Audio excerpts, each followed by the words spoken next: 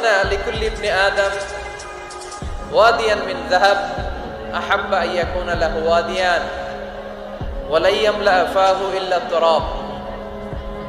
প্রত্যেক বনি আদমকে আল্লাহ তাআলা একটা করে স্বর্ণের পাহাড়ের মালিকও যদি বানিয়ে দেয়, কিসের পাহাড়? সবাই বলেন।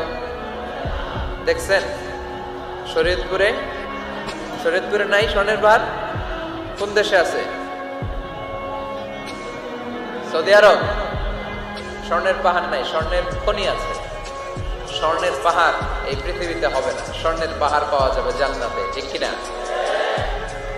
প্রত্যেককে যদি আল্লাহ একটা করে স্বর্ণের পাহাড়ের মালিকও বানিয়ে দেয়, তারা আরো একটা স্বর্ণের পাহাড়ের মালিক হতে চাইবে।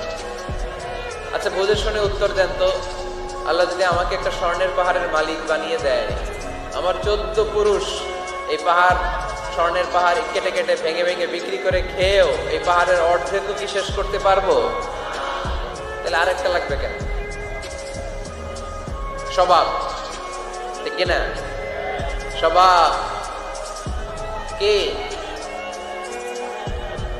তো একটা স্বর্ণের পাহাড়ের মালিক যদি আমি হই, আমার 14 পুরুষ খেয়েও শেষ করতে পারবে, তারপরেও আমি আরেকটা কেন চাই? স্বভাব।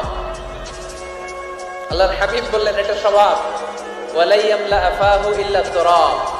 কবরের মাটি ছাড়া কোনো কিছুই তার এই জিহ্বাটারে থামাতে পারবে।